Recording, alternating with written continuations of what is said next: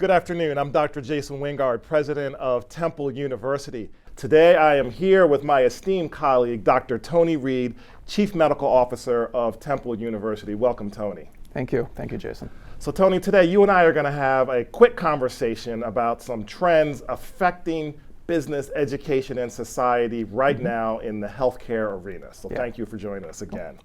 So we're in the midst still of a pandemic caused by COVID-19. And there are vaccine policies that have been implemented at the government level, the state level, the city level, the university level. But there's a political polarization that is causing a cloud over the implementation of those vaccine policies. What can you say about both sides of why we are having difficulty with the vaccine, the mandate, the resistance to freedom of rights, and what does that mean and implicate for the future of public health? That's an excellent question to start off with, Jason, and it really is, it zeroes in on exactly where we are in America today. You have, it's almost that age-old battle of capitalism versus socialism, you know, and do we as a society have the responsibility and the right to protect each other? Or is it the rights of the individual that outweigh everything?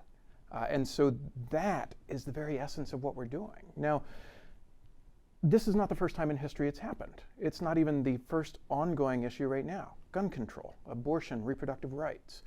Germ theory started out this way. I mean, these are things that have come up in society over the past 200 years. And so I look at it this way. Kai Ruggieri, health policy professor at Columbia, who you probably know, published a study in 2020 that posed 5 scenarios. They were politically charged scenarios, and there was the favored party and there was the unfavored party. And in his study, what he found is that the perceptions that the favored party had about the feelings of the unfavored were greatly exaggerated. And so what that tells us is that in our minds, we think the opposition is more offended, more put off, more out there than what they really are.